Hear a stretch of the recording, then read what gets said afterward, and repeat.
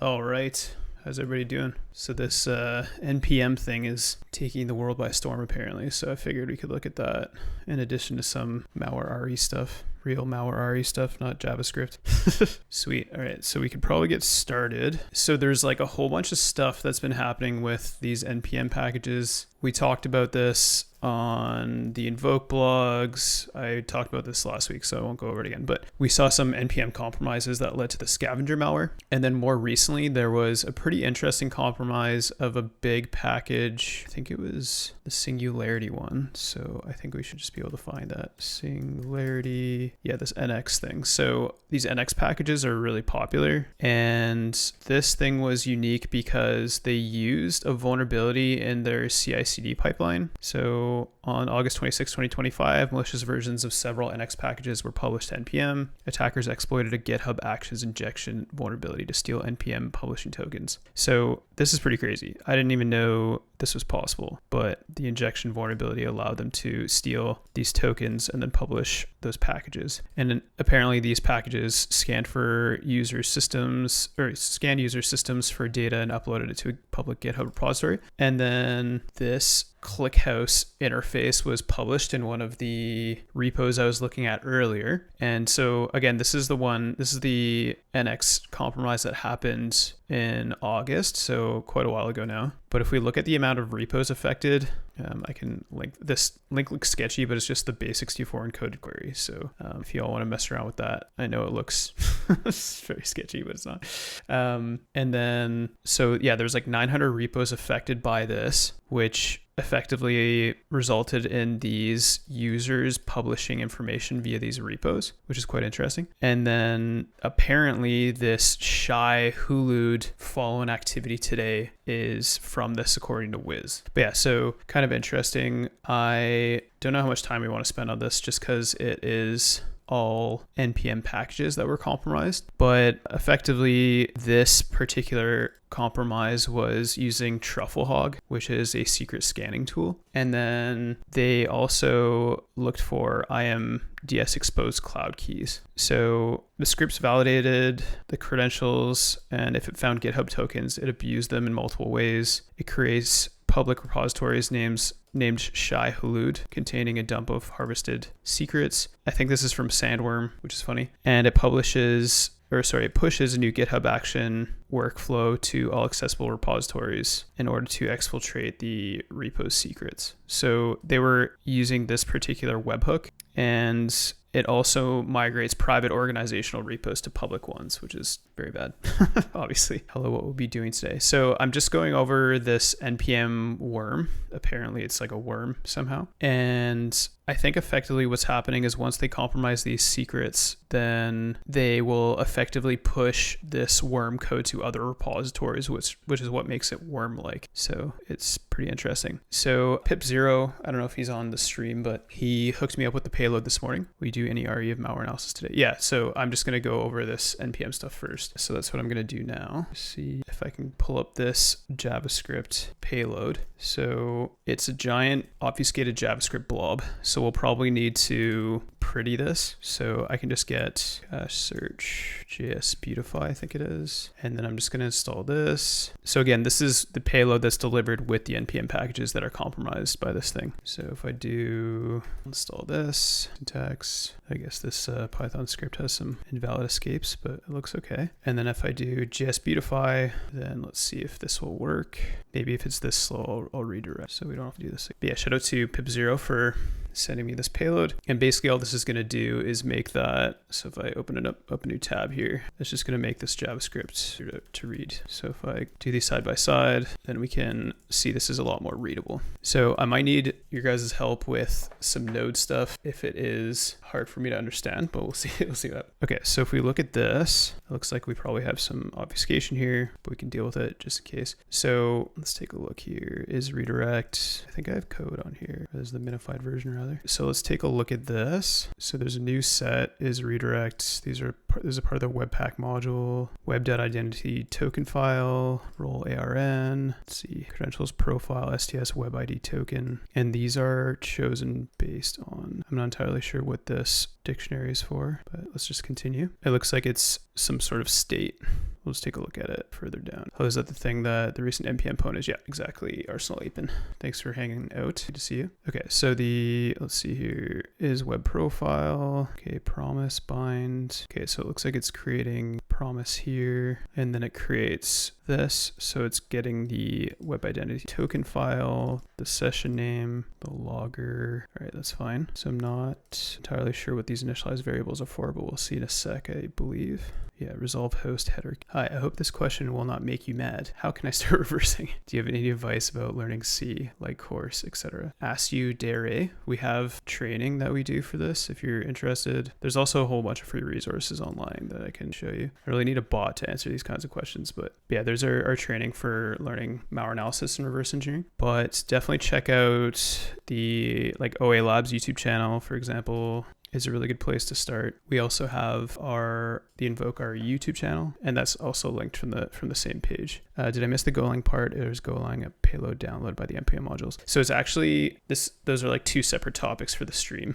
Arsenal Apin. But yeah, ask you dare. Definitely check out those links. But yeah, I also wanted to take a look at IDA 9.2, which has some new Golang stuff after we check out this NPM thing. Cool, sounds good. Yeah, and then also obviously like the best thing you can do most of the time is just create, if you know how to write C, is just write some C programs yourself, compile them, get a decompilation program like IDA, Binary Ninja, Ghidra, etc., and then try looking at the assembly instructions, figure out what they do, and then how they map back to the original program. So Arsenal Apin says, I started by doing programming, then studying software protections, of course, assembly, manual unpacking, crypto, algo reversing PE format, and then I got bored and went to malware. Yeah, nice. Okay, so I suspect these are going to make up a URL.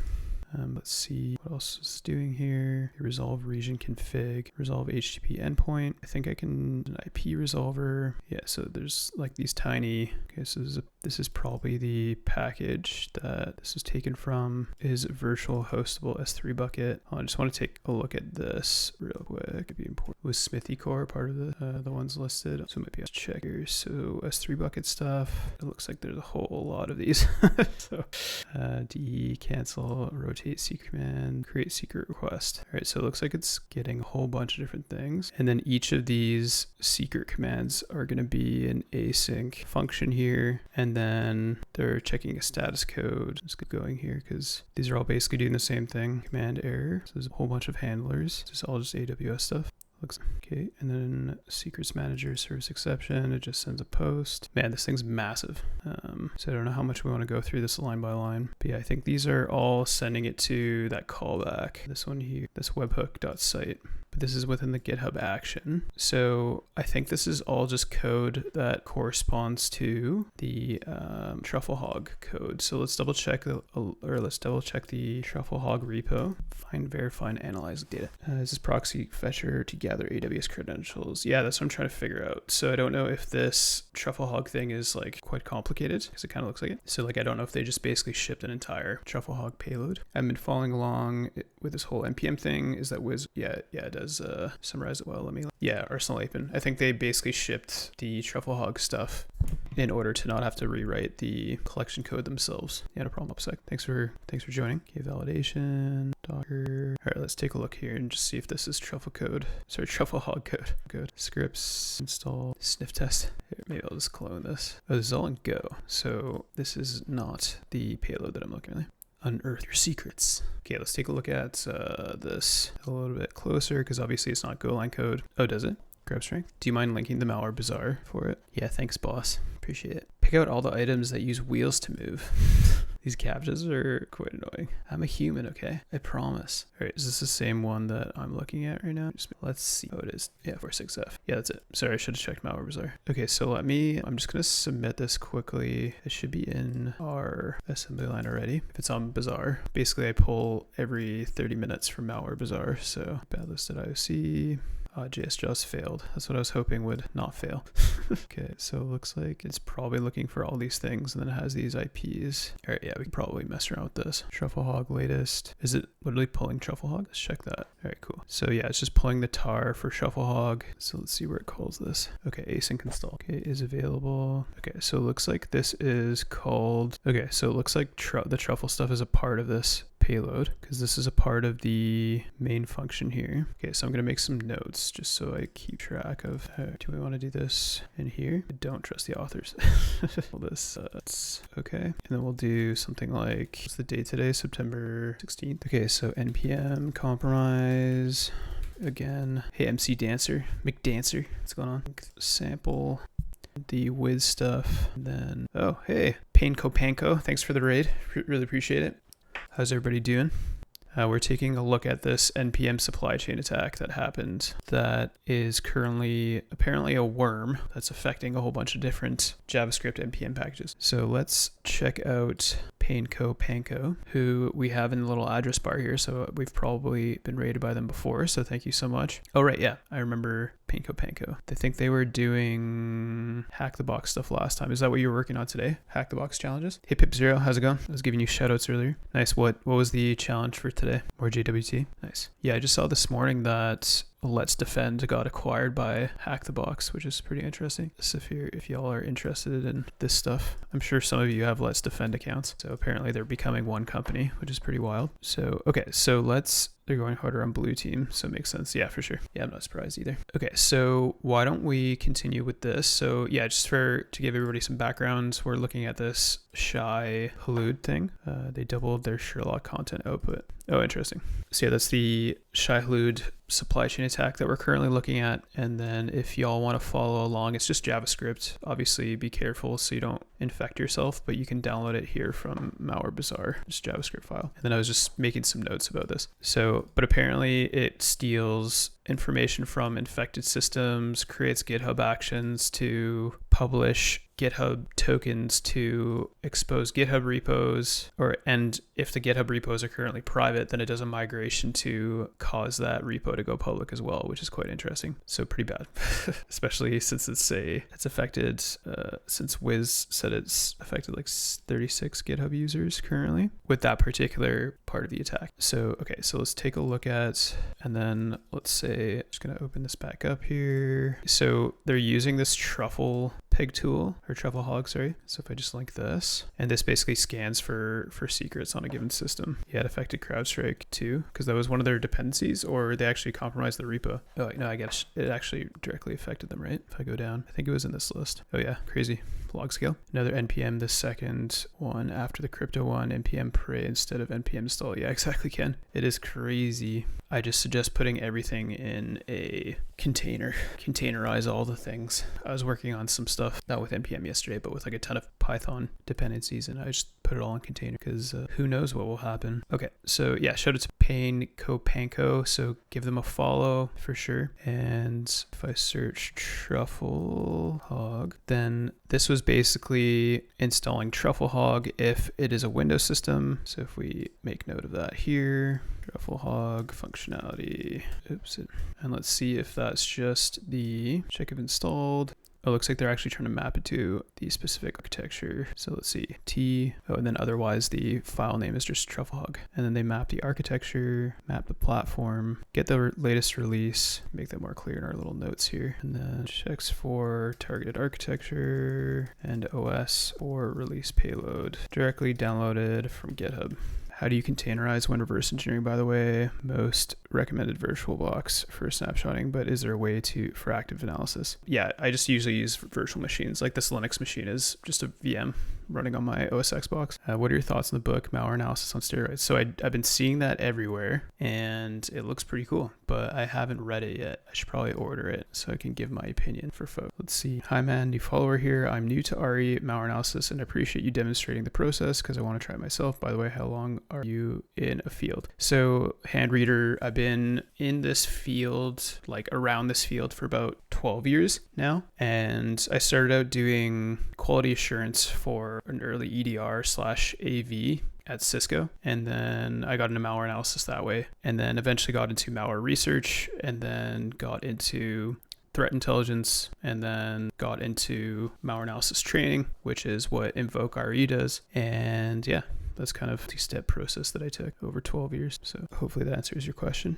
But yeah, I like the education stuff because it's fun hanging out with everybody like you learning. Okay, so let's continue with this. Let's just say the JavaScript. Then they will download the release. I don't know if we have to note all of this stuff. It's kind of just put JS or Java for the type. Okay. Oh, cool. And then you can do release by the architecture. That's pretty cool. And then what else? Notable URLs did we see in our little submission here? These are the here. Okay, so Google static credentials. So does it just look for all of these by hand? Auth tokens. Okay, so let's see where it's calling these URLs because this is interesting. Like api.github.com. But we found the main, which is good.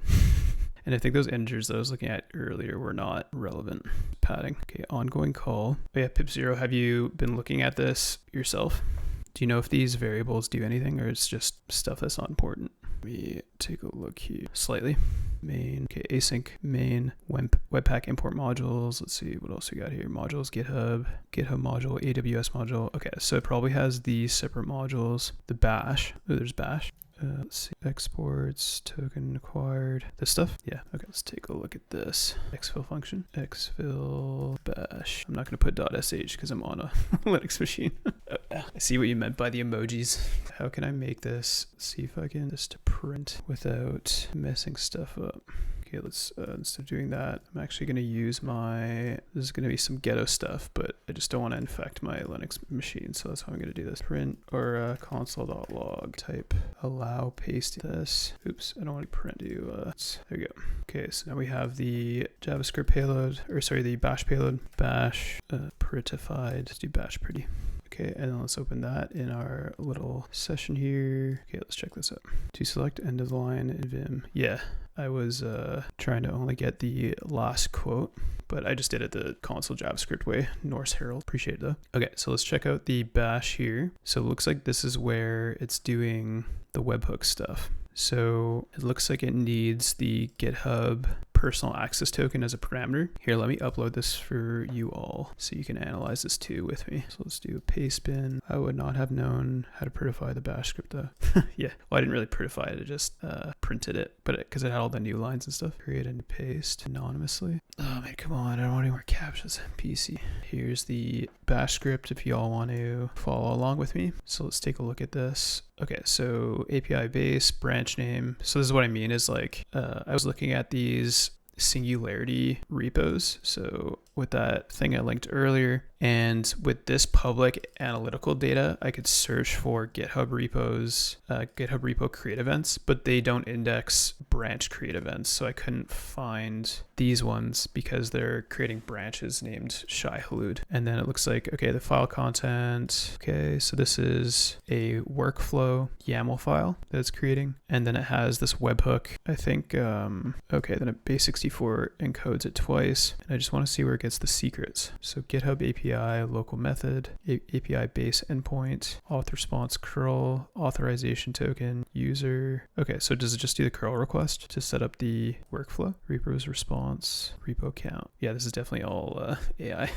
Little boxes and stuff. Getting default branch. It's pretty weird that it's all in bash though, and you could have just used JavaScript. I guess whatever works. Uploading file to branch. Okay, so where did it get the, okay, file content. I just want to see where this is initialized. Oh, right. Okay, so that's being uploaded to the branch, the file content being the curl request in the workflow itself, and then the contents of the curl request. Okay, so 2 JSON secrets. Okay, so let's put this in our little notes here. Okay, so bash is executed for GitHub workflows, workflow creation. Okay, and I'll just make this defanged so I don't accidentally click on it or something. Okay, so that's cool. And then the 2 JSON secrets, I'm assuming is going to be a part of the workflow. So is a special variable, I presume, that is accessible from the workflow. So this creates a curl request to the webhook for the secrets to be sent to. Okay, gonna have to watch later. Yeah, no problem. See you, grep strength. Thanks for tuning in. Appreciate it. Okay, so then let's take a look at some other stuff here. Is the rest just the actual auth request and ensuring that's authenticated and creating the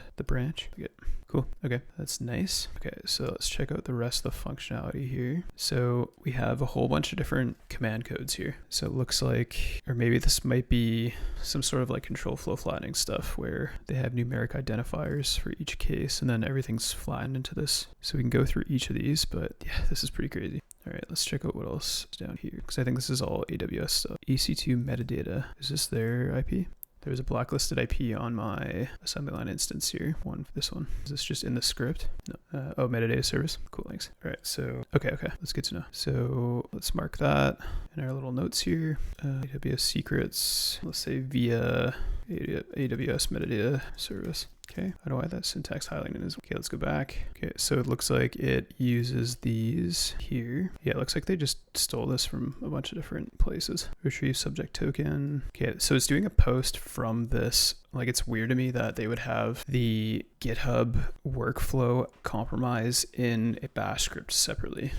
But then they do like these. Oh, okay. So I guess this is just a part of the regional cred verification steps. So maybe that's why, because they just took this from somewhere. Okay. Is clock skewed? I don't know what this for. Probably not important. Webpack external create. This middleware stuff. There's a lot of this AWS stuff that I may need your help with if you guys know what this could be for. Okay, that's where they're using. This is the same IP here. The cred provider. Do get runtime fig. I don't know why they're setting such an old API version. All right, this is all AWS credential stuff. All right, I actually might get the help of AI for this because it would actually help a lot, and it's exactly good for these things. How big is the file? Massive. Maybe a lot of tokens. 6 megs. Probably. Let's just see what file. FIPS. Man, I'm so sorry that my PC is already turned off and I watch on my phone. It's so exciting. Can't wait to touch next time on a stream. I'll follow you step by step. Yeah, no worries. Hopefully this is big enough for your phone screen. Should be. Object keys, leading attachments. This is all like AWS stuff. It's perfectly scaled. Sweet. Nice. Okay. I just drank a bunch of coffee, so I'm just going to run to the washroom. But before I do that, I am able to do these streams for free and put all this content online for free because I run this company called Invoke RE. So we do malware analysis training and primarily looking at binary reverse engineering with IDA and Binary Ninja. So I'm just going to throw this in the chat and play an ad for that real quick while I run to the washroom. Then we'll be right back and we'll take a look at this a little bit closer and see what else to find. So I'm just going to run that and then I'll be right back. All right. Hey everyone, my name is Joshua Reynolds and welcome to the Invoke RE Introduction to Malware Binary Triage course. Throughout this course, you will learn to triage and reverse engineer malware binaries using a number of proven techniques. These include static analysis, which is the concept of analyzing malware at rest, and dynamic analysis, which is the concept of analyzing malware as it executes. We will also be analyzing network protocols used in malware command and control communications, malware obfuscation, packers and how to unpack them, process injection, how to write effective YAR rules to detect malware variants, and how to compare malware samples at a binary level. This course consists of 11 modules, each containing lectures and practical labs to apply knowledge that you have gained as you complete the course. We provide both video and written materials, so no matter what your learning style is, you can complete the course successfully. Thank you for checking out the course, and we look forward to teaching you.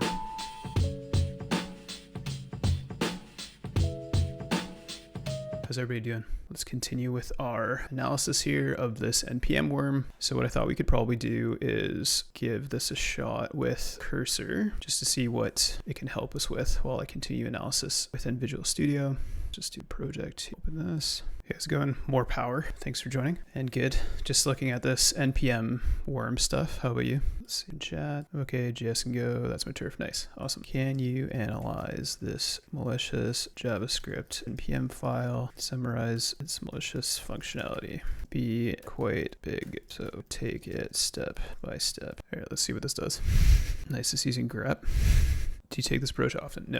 No, this is my first time trying Cursor for this, but this is pretty cool. But yeah, usually I'll just do manual analysis. So while it's running, I'm just going to continue doing that. So let's see here, reverse detection middleware. I just want to see what makes this numeric decision. Create node. So if we go to the top of this case statement, assume it's a case statement for all these handlers. Is this all supposed to be malicious? Most of this looks like library code. Yeah, more power. So I think they just took, here, let me link the sample if you want to take a look with me. Okay, completed. So let me take a look at that in just a sec, but you can download this JavaScript payload from MalwareBazaar. But yeah, I think what they did was they like bundled a whole bunch of library code with this in order for it to be possible for them to contact each respective secrets repo, I believe. And by contact, I mean collect and verify, because they're contacting the AWS metadata service, for example. But yeah, that's kind of what I'm trying to distinguish here, is the malicious functionality from the library code. But yeah, let's see what Cursor said. Okay, so high level malicious info stealer and worm. It harvests tokens/secrets from the host, GitHub, NPM, AWS, GCP environment, optionally scans the file system for secrets, exfiltrates the collected data, the GitHub repo it creates, and attempts to self-propagate by updating NPM packages on the victim's account. So targets GitHub. If the user is authenticated on Linux/macOS, it checks for tokens. Under the GHP, GHO runs extraction, enumerates orgs, and performs migration across those. All right, so we already analyzed this Shai-Hulud stuff. Let's see what else it found here. Yeah, so it really is a proper worm. Worms are uncommon NPM, aren't they? Yeah, they're definitely uncommon. I think that's why this is so notable and everybody's kind of freaking out. Okay, so environment, process environment, secrets, LEGC, indicator notes, repo name, yeah, recommended actions, NPM tokens. Okay, so yeah, I'm interested in the NPM package compromise stuff. So const UE, platform T, okay, AWS secrets, TruffleHog AE, JSON stringify, reads NPM token or parses it, validates it, then if valid, fetches packages from the victim maintainer and attempts update package on them. So let's see here, updated package. This is wild. Yeah, so this is actually like worm functionality. So if we go to so validate token, so any get package maintainers, this is here. Okay, so I'll add this to my notes. So if no token is acquired from targeted environment, then NPM packages are updated on the fly using this. I don't need to sweat over sandboxing this and stuff, do I? I would sandbox it if you can. Like I'm doing this all in a VM, just in case, because it is stealing secrets or in like a container or something. Okay, and then we have, okay, it seems like I should be paying most attention to main here. Okay, is authenticated, utils, webpack imported modules. Okay, so it uses this to determine the operating system, OS, and then token identification is done with get current token. Can we find this here? Oh, this dot token. So it's just a part of await migration. And then this is actually doing the extraction. So if we go back here, GHP, let's see, let's take a look at the explanation again. Okay, fine, I'll put it in a container. Yeah, just in case, I don't want you to infect yourself. This is the only stealer. So this is only stealer sending to that webhook site and on the fly, no changes, but not backdoor similar on top. Still looks like it will be a mess tomorrow work. Yeah, I think I haven't seen any persistence functionality or like additional ability to execute more code, if that's what you mean by like backdoor functionality. Okay, any update package, targets cloud secrets, get all secret values, TruffleHog wrapper to scan the system, unless skip truffle is set. Bulk environment exfiltration, dumps the entire process environment along with tokens, cloud secrets, scans the results and sends those to GitHub. Okay.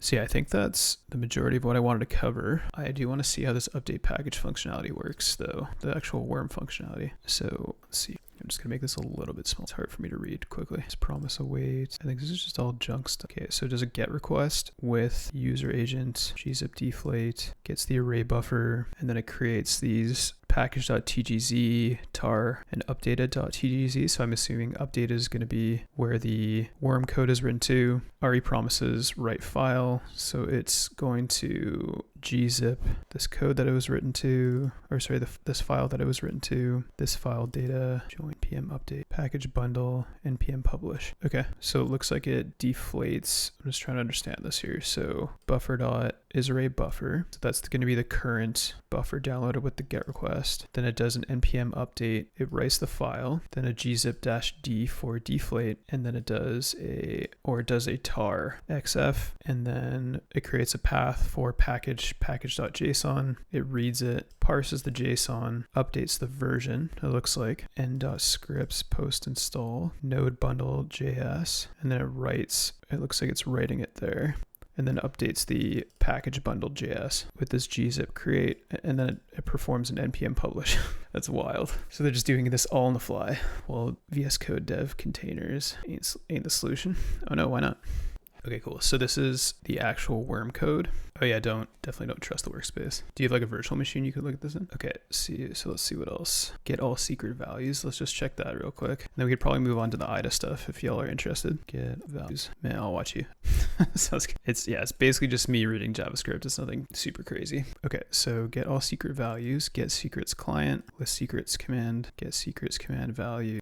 List secrets. Okay, so the AWS secret manager. What's this from? Is this just a part of the API? Yeah, I think this is probably where it gets more complicated, like all that code we were seeing before. And then let's see. Yeah, and then the TruffleHog wrapper, which we already went over. Then the environment, exfil, AWS GCP. Okay, cool. So yeah, so basically it exfiltrates these three things, or sorry, these like 5 things. So I'll add this to my notes as well. We don't really have to go through the secret parsing code because I think it does a whole bunch of different stuff. Data exfiltrated. Okay, so yeah, so just to reiterate, it exfiltrates the GitHub token, the GitHub username, AWS secrets, GCP secrets, the TruffleHog results, and then the NPM secrets. So the token, whether or not they're authenticated, and the username, in addition to the worm function. So the last thing I wanted to check was just ensuring that, let's see, UE. Yeah, so it's just all the repo stuff. So the only exfil technique is that repo technique that I was talking about with the callback. So yeah, so TLDR, they collect these things. They'll do the repo creation, the workflow creation with the curl request to that webhook URL, so they know which repo it's coming from, and then they post all the secrets to the created branch on GitHub. So pretty interesting. But I assume that all branches with that name are being taken down right now by GitHub, but I have no idea. So yeah, pretty interesting.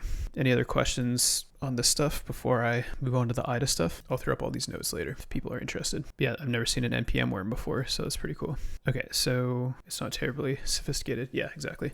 So I think the biggest things to obviously look for if you see this in your environment is that webhook URL. So let's see, obviously TruffleHog execution, binary execution. So looking for the most recent versions of TruffleHog, and then the webhook. So this webhook URL, I won't throw it in GitHub, in the Twitch chat, just because I don't know if that'll cause problems. But yeah, I'll throw up the notes later for those people who are responding to this and dealing with this, but pretty interesting. I'm trying to think what else. Okay, so the other thing I wanted to check out was the IDA changes. So appreciate y'all sticking around past the NPM stuff. I know it's not super sophisticated, but it's affecting a lot of repos and a lot of important packages, so I figured it was worth going over. So IDA release 9.2, and this has a few different improvements that I want to look at, including the Golang improvements. So now they're handling tuples properly. And then they've added new UI widgets, which, probably not that important, but the type parsing, I can't remember. Oh yeah, it's using LLVM's libtooling. I don't know what that is. Let's take a look.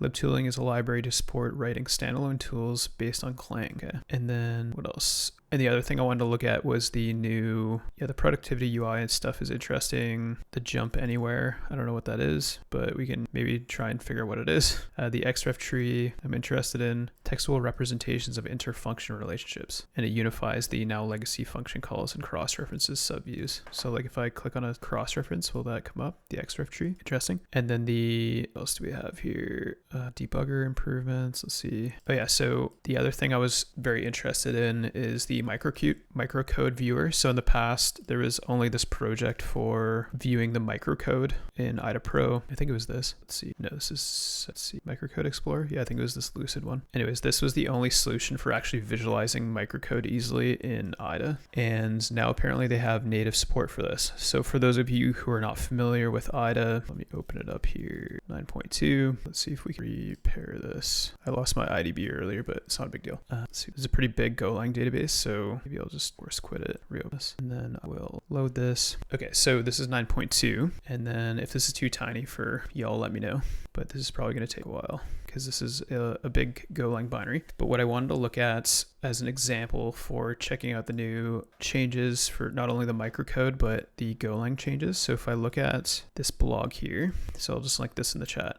So in Golang, for those of you who are not aware, you can return tuples. So you can have basically more than one return value. And IDA didn't handle this well, or kind of at all. And now they support this. So in this blog, you can see there's a few examples where you have this call to format pointer SSS. Oh no, actually this is not the actual call. Let's see, pointer SS do scanf, I think. And then we have no clue how the return value v16 returned by do scanf corresponds to actual return values. So basically based on their ABI, so their application binary interface, again, with this type of calling convention, it allows multiple return values. So then they put this into, on 64-bit, they would put these into RAX, RBX, and RCX in this instance. And then you can see those two tuple values being accessed outside of the call to format scanf. So this is what they were actually talking about. So in C terms, this is essentially a struct by value that is being returned. And then it's spreading these across 3 separate registers. So they're now handling these,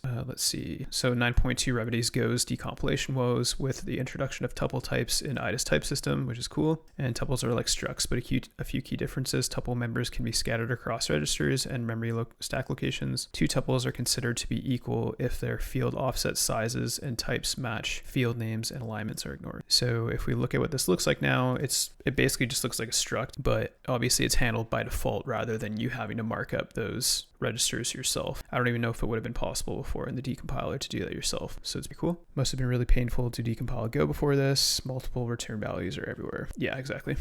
So yeah, basically like if you write any Go, pretty much everything is an error case followed by, or an error case tuple followed by the return value. So it's pretty much always a tuple for like every call.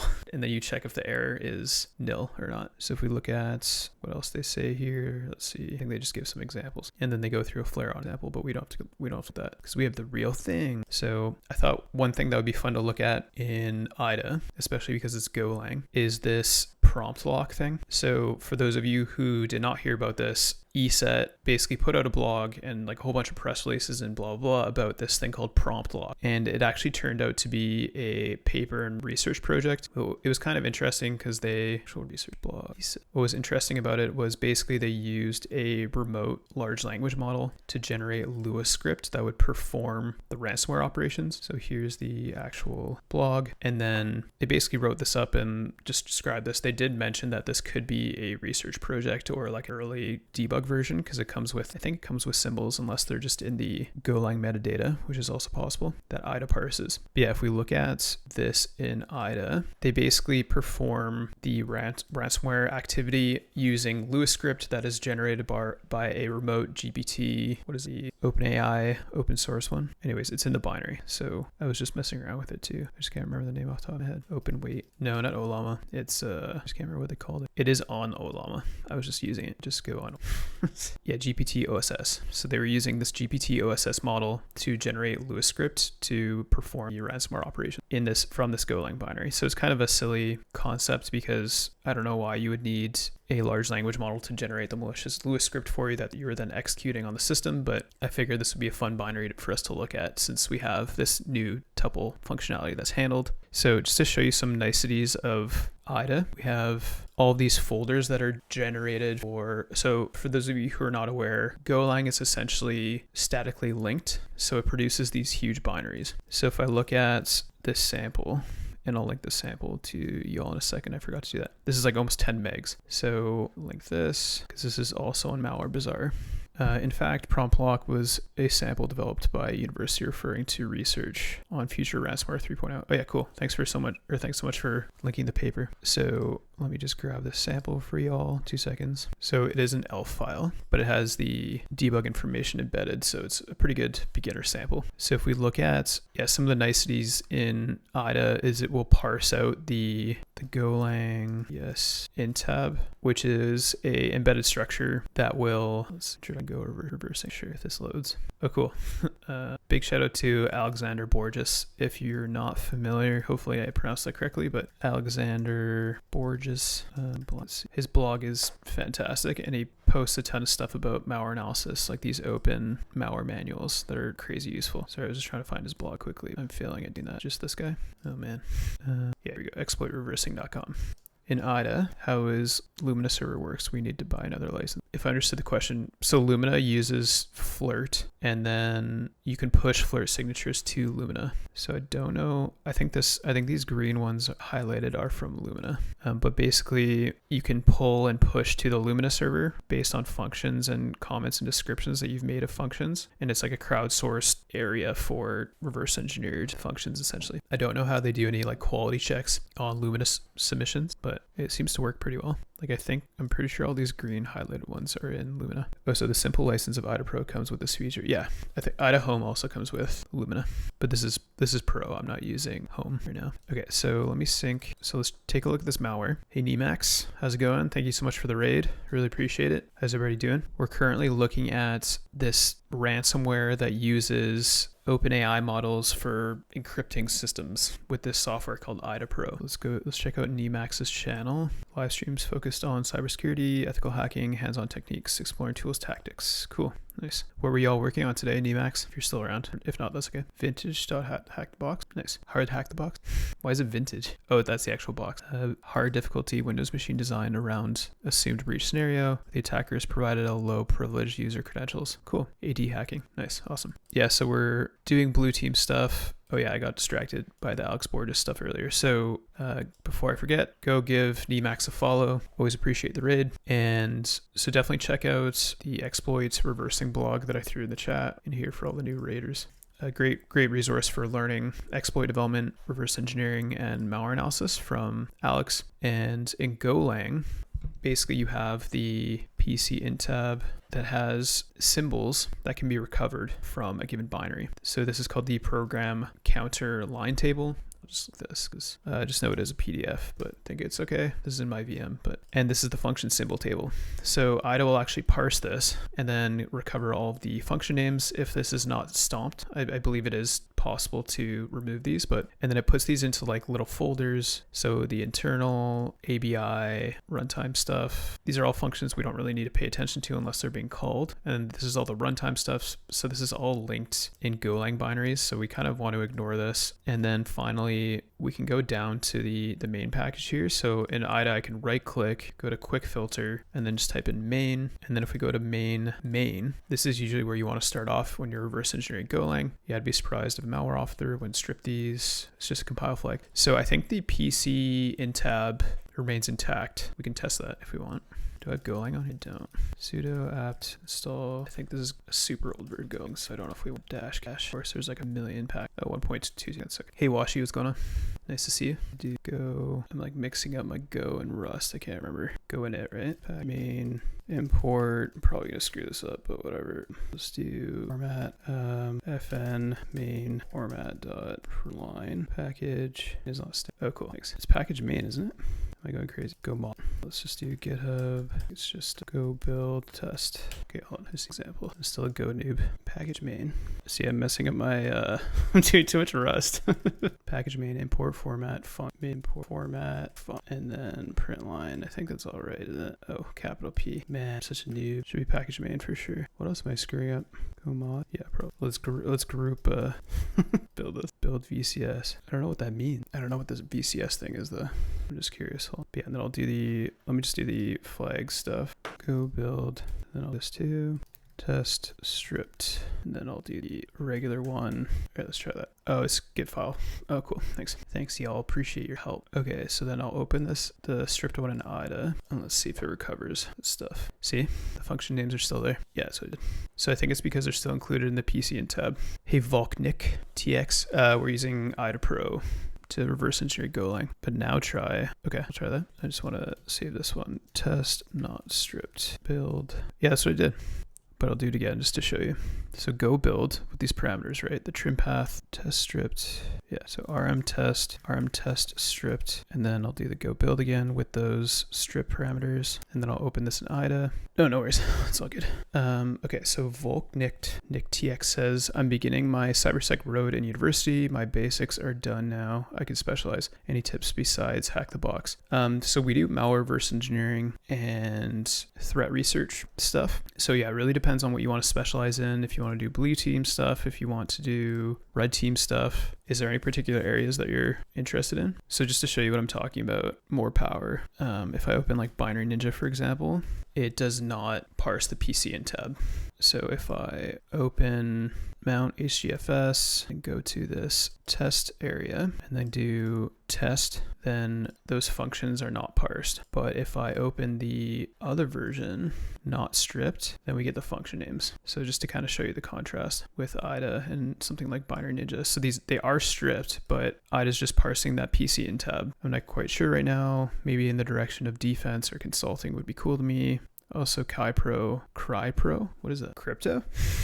Yeah, that's what I would have expected. Yeah, exactly. So pretty cool. IDA's kind of built for, or has some niceties. German-English mix. Oh, cryptographics. Yeah, totally. Yeah, crypto is definitely cryptography as an area of study is definitely very interesting. Yeah, so if you have any questions about malware analysis stuff, I can definitely answer them. If you want to do blue team stuff, I would definitely look at some SOC openings and looking at the job requirements. I know there's a security path website. I can't remember what it is off the top of my head. Obviously, Hack the Box will have stuff like this. These NIST guides might be pretty good. Career path, cyber career pathways, tool. So yeah, stuff like this is definitely good. Sounds like you're German, so maybe this isn't the best tool for you, but this could be, like, I'm really interested in technical areas, so it would be very much like threat analysis. And in this little bubble, then it shows things like network vulnerabilities and threat modeling and these related educational areas. So I think it's primarily trying to figure out what you're most interested in for career paths, like seeing applicable job areas and then trying to stick to a niche. So what a lot of people kind of get hung up on, and especially in cybersecurity, is trying to learn too many areas at once and they seem to get overwhelmed. The CISA cyber role path is so useful. Cool. Yeah, I just like randomly went to this, but it looks really cool. So we have a bunch of free resources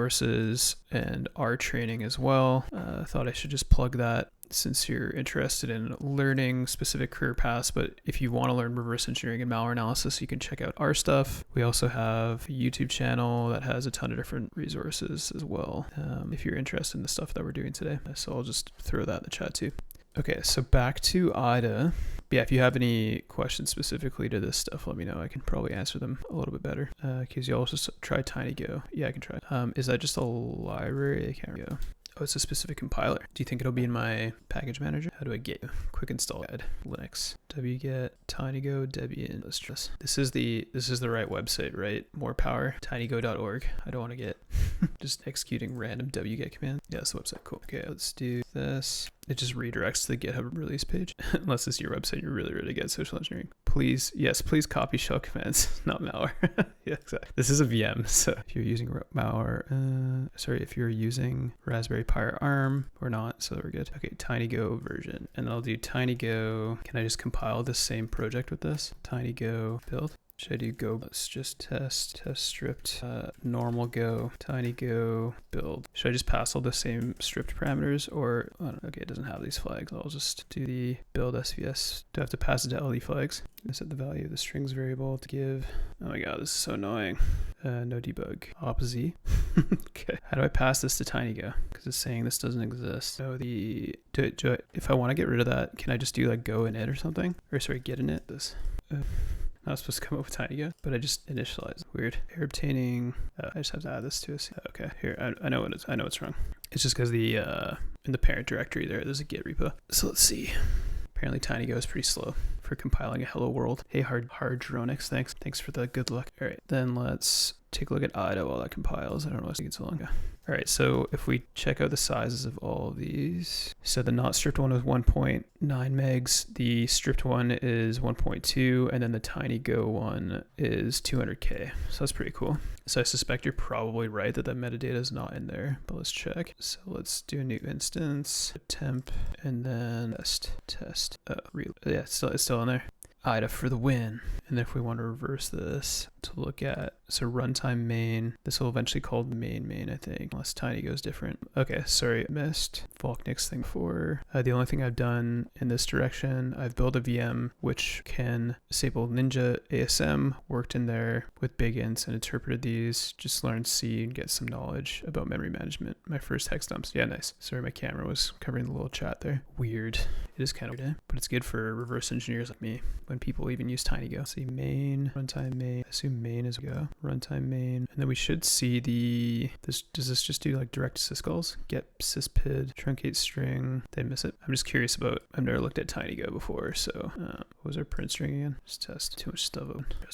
this works. All right, so the string's definitely in there. I think it's just too short. So if I do font, the setup, C style strings, like 6 bytes or 4 test should build. Huh, interesting. Did you pass no debug? Oh, I might have missed that. Let's see.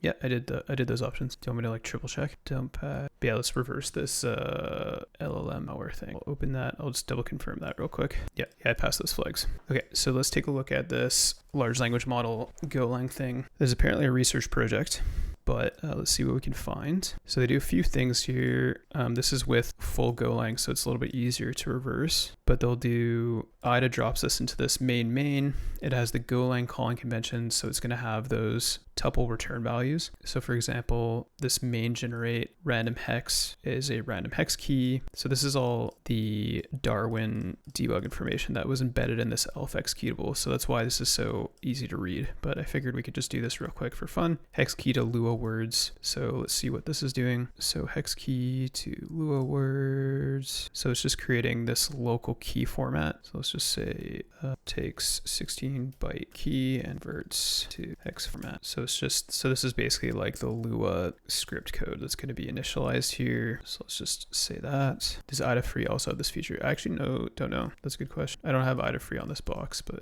it's definitely easy to check because I know they recently updated IDA free. So let me, random hex is going to be our hex Lua value, Lua string, and then this converts it to a string. So runtime convert T string, Binja, or sorry, no, in Golang, not Binja. This will just provide, I just need to turn, probably don't want to look at the, so this is going to return a unsafe pointer. This is going to be our random hex Lua string pointer, key Lua. How's that for runtime? Where's this initialized here? Okay, same thing. So I don't know how these variables are different. It might just be initializing it in multiple locations. Standard out. Okay, so it's just printing the key to standard out. Let's just say it's an array, and then wall, not entirely sure what that is. Extension, location, strings is going to be our time format. Time.time format is what in Go. So this just returns a Unix time format. Just wanted that second.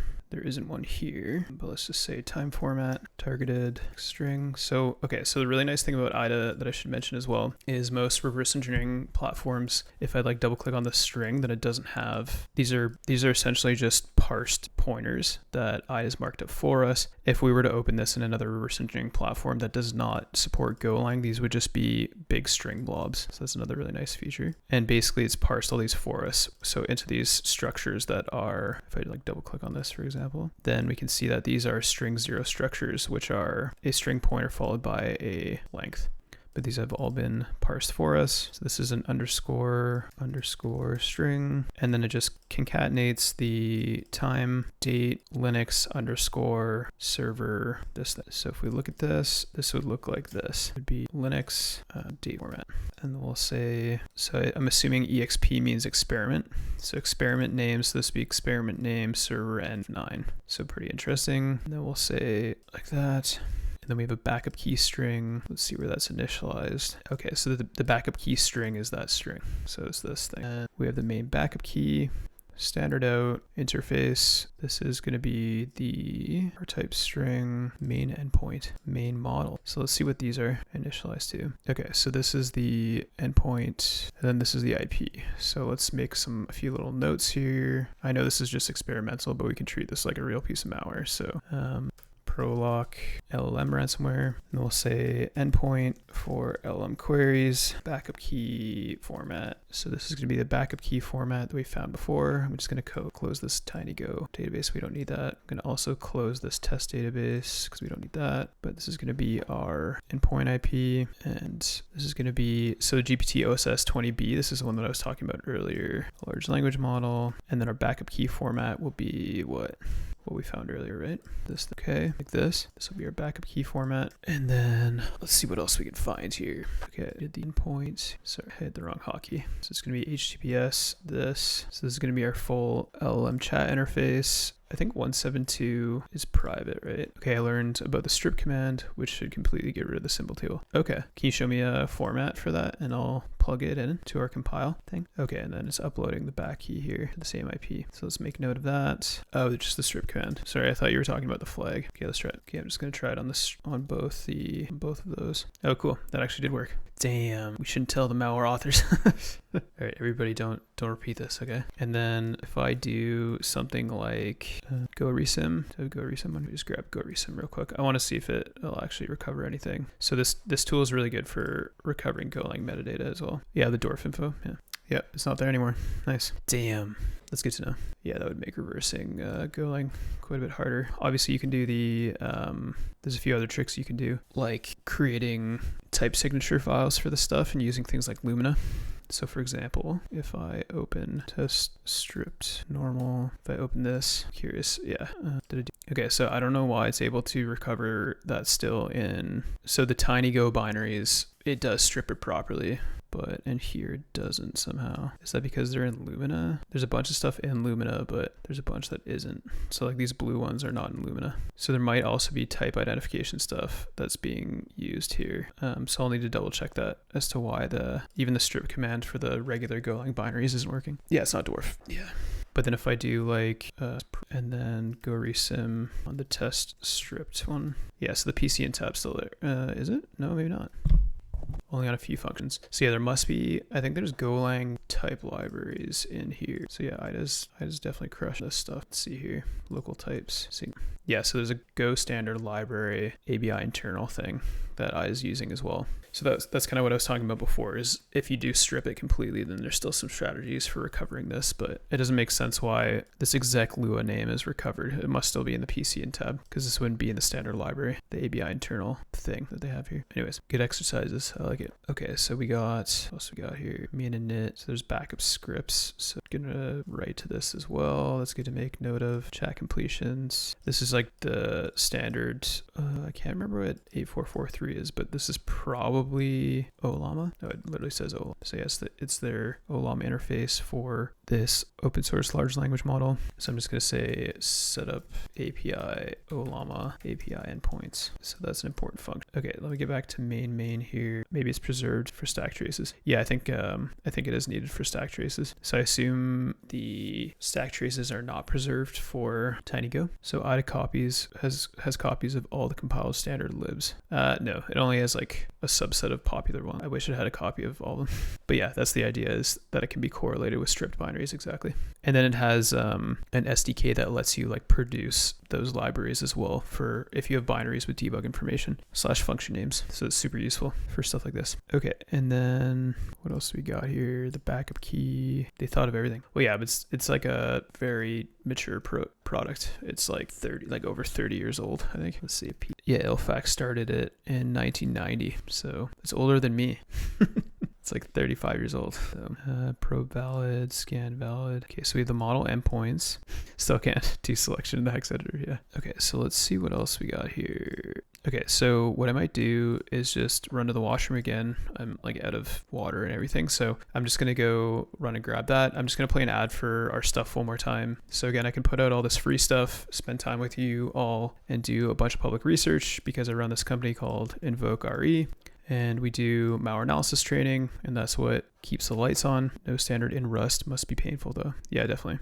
Yeah, I think there's we can definitely do a Rust stream as well for a bunch of type recovery stuff in that, but it's basically the same idea of what I was covering thus far. But yeah, so if y'all want to check out the training, I'm just going to throw that in there, and then I'm just going to run a quick ad for that, and then I'll run to the washroom and be right back. So 2 seconds. Hey everyone, my name is Joshua Reynolds, and welcome to the Invoke RE Introduction to Malware Binary Triage course. Throughout this course, you will learn to triage and reverse engineer malware binaries using a number of proven techniques. These include static analysis, which is the concept of analyzing malware at rest, and dynamic analysis, which is the concept of analyzing malware as it executes. We will also be analyzing network protocols used in malware command and control communications, malware obfuscation, packers and how to unpack them, process injection, how to write effective YAR rules to detect malware variants, and how to compare malware samples at a binary level. This course consists of 11 modules, each containing lectures and practical labs to apply knowledge that you have gained as you complete the course. We provide both video and written materials, so no matter what your learning style is, you can complete the course successfully. Thank you for checking out the course, and we look forward to teaching you.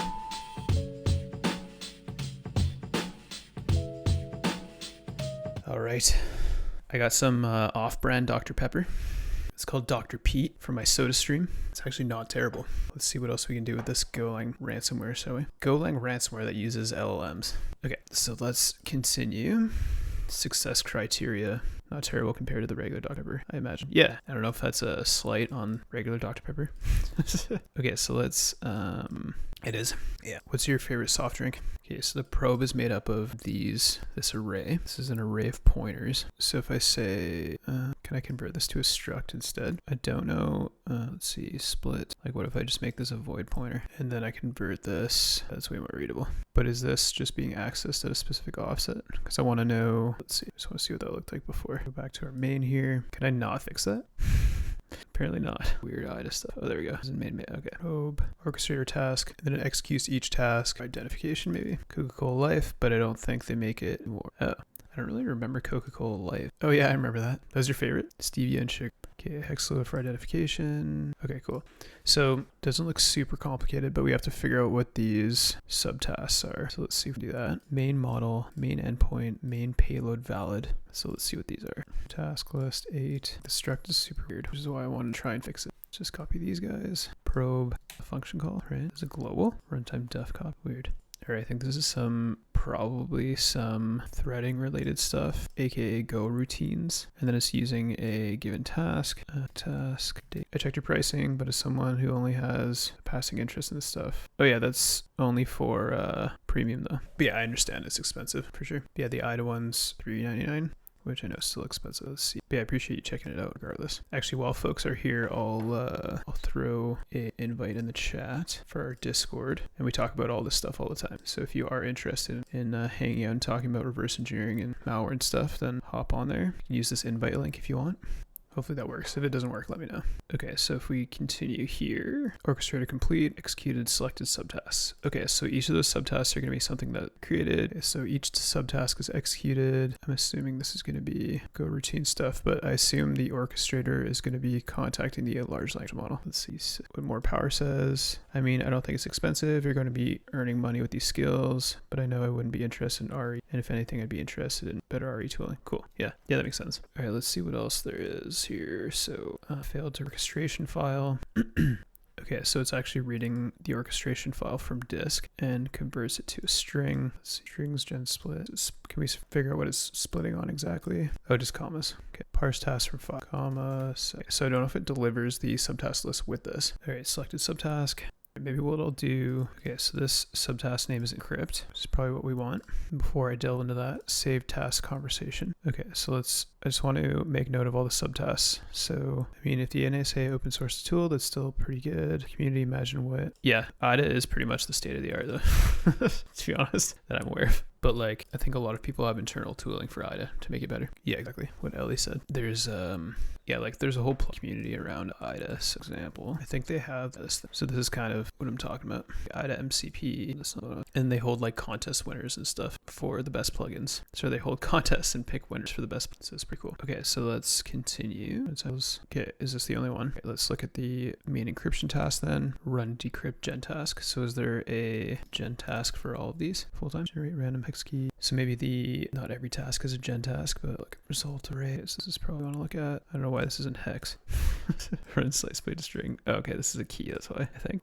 Why can't I say? Let's copy this. I just want to make sure this is not something else. So for those of you who are not aware, CyberChefs is just really good for converting hex to non in various transformations. So I already know that CA ask, or we just want from hex. Yeah, I think this is key data. And then our plain text is going to be an argument, task decrypt, char pointer, RSA encrypt, encrypted symmetric key written. Okay, so this does the gen metric key and encrypt, main safe, task conversation. Let's just check this out real quick. This is assistant. Let's see what else we got here. Debug conversations, and then just marshals it to JSON. So let's just say debug JSON. Very handy tool for annoying little tasks. The recipe stuff also useful for stacking. Yeah, I like it just for not having to like open a Python REPL or something.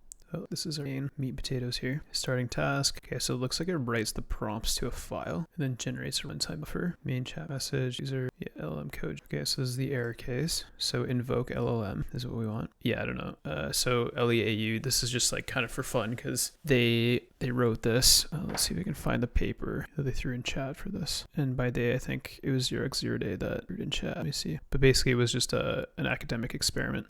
And then someone found it thinking that it was actually like a real in the wild piece of malware, and they confirmed it was an academic experiment. But yeah, I'm just basically reversing this for fun. I don't know what's using these hashes. Input type hash. See, look at all these nice data types that we have from the dwarf information. Okay, system prompts, content key. Wow, that's a little interesting. Yeah, exactly. It's pretty funny. LLM request. Okay, so this is just doing the post with the JSON, and then it'll acquire the task name based on the given input. So let me take a look at, so performs query to endpoint. So this is going to be the input. And then I think it maintains the actual conversation around the endpoint. I'm just going to check the strings here. I primarily want to see the LLM generation for the ransomware code itself, like where it prompts. And then that's kind of all I really wanted to see, because it's basically going to pass this off to the LUX key. Role content, user cat script subtask, feedback input file. Okay, so extract key, marshals it to JSON, exec task. This task is scan, true, no curl detected using Go implementation. Okay, so this is sending the server feedback tag. Okay, so this is extracting the feedback tag, validation passed. Man, there's a lot of code here. It would take forever, chat. This would take forever without the decompiler. Okay, here we go. So this is the kind of stuff I wanted to see. So the no code was generated, provide Lua code wrapped in code tags. So the code tags, okay, so I'm just gonna search, here we go. Here's the prompt stuff. I wanted to see if I could find it in the code, but it's taking too long. So you're a Lua code generator. So this is the prompt. So it's gonna generate code and code tags, which makes sense. Okay, and this is the ransomware prompt, I think. You're a cybersecurity expert. Please respond to the given request based on your knowledge of PII, cyber physical systems, and different threat vectors, wrap, final analysis, and analysis tags. Okay, gen symmetric key encrypt. Okay, that's what we were looking before that. All right, so this is the prompt I wanted to copy. The program should upload each file in the list using full path. Okay, so please find the server key and file name values attached below. We need to securely delete several files from a deprecated machine. Let's see. Okay, so generate code, which takes the following lists of files, overwrites them several times in their entirety, and then deletes them, finally printing a message. Generate a Lua script that prints all the files in home directory recursively. So yeah, they're basically just using this to ignore all the safeguards. So here's the full prompt, which is kind of enormous. And they provide a whole spec implementation as well. Can I just read this out in its entirety? Get bytes. How's everybody doing? Is this interesting or? Should be done pretty. We'll do this minus this. I think it is a new take on what could happen out there in wild. Yeah, for sure. All right, here's the full prompt. Then I'll just print this. It looks like there's a quote in there somewhere. Oh yeah, maybe a single quote. Put this in our notes here instead of this blob. Nice. Okay, so we can take a quick look at this, and then I'll probably wrap up for the day. But yeah, it looks like the Golang additions to IDA are pretty good. Okay, so please find the server key and file name values attached below. The program should upload each file in the list using the full path. We need to securely delete several files from a deprecated machine before it is recycled, such that the files cannot be recovered from disk, blah, blah. Generate code, which takes the following list of files. Okay, and then, yeah, it just provides my guidance and then gets system information as well. A list of what payloads have been executed, blah, blah. So yeah, pretty interesting. Spec reference and C, Lua 5.1, and then it has a bunch of pitfalls. So yeah, pretty cool. So yeah, that's kind of all I wanted to look at. Basically, it just hits the endpoint, generates the Lua script, creates a symmetric key that it encrypts with an embedded RSA key, backs that up as well, uses that key to encrypt the system using the generated Lua script, then executes the Lua script to encrypt the system using these defined guidelines that try and avoid all the prompt protections that the open source GPT model that OpenAI released has in place. So pretty cool. So yeah, that's probably good enough for today. You know, we went through the NPM worm, we went through some of the changes in 9.2 in IDA, probably take a look at the other changes that I mentioned earlier, but I think we could probably wrap it up there, and let's find somebody to raid. So yeah, really appreciate everybody hanging out. It was a fun stream today. I hope you all enjoyed it. This will be up probably sometime next week. I was still editing the stream from last week. And just a reminder, I will be keynoting B-Sides Edmonton next week. So if y'all are up in Northern Canada, or if you know folks in Northern Canada, I will be keynoting there. Some faces on this website here. So yeah, it should be a good time. If any of you are there by chance, also come say hi. Or if you know anybody who will be there by chance, tell them to come say hi to me. I'll have Invoke stickers and stuff like that. And yeah, I hope you all enjoy the rest of the week, and I'll catch you in probably 2 weeks because I'll be busy next week. So I'll start up that raid. All right, take care, y'all. Thanks for hanging out. Have a good day. I'm gonna kill this stream, so I'll talk to you later.